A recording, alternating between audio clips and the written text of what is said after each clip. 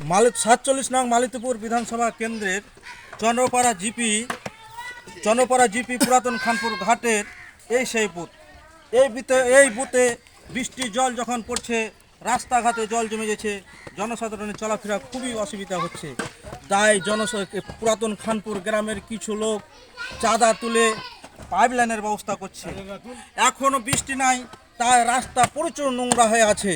কারুর টিউবওয়েলের জল, কারুর মার্শালের জল, কারুর পিএইচির জল, নোংরা জলে রাস্তাঘাট খুব নোংরা হয়ে যাচ্ছে। তাই জনসাধারণ টাকা চাঁদা তুলে এই পাইপ লাইন করছে। গ্রামের লোক যে টাকা তুলেছে, এই যে পাইপ কিনেছে, এই পাইপে প্রচুর টাকা লেগেছে, খুঁড়তে প্রচুর টাকা লেগেছে, এখনও খুঁড়ছে। এই খুঁড়াতে 1.5 লক্ষ টাকার কাজ হয়েছে, তবুও গ্রামের লোক বলছে পাইপ লাইনে যতদূর সম্ভব জল নিকাশ হতে পারে না। তাই সরকার এই জিনিসটা সরজমিন তদন্ত করে জানে ঢালাই কংক্রিট করে ক্যানেলের ব্যবস্থা করে, এটা মহাশয়ের কাছে আমি আজ্ঞা রাখছি।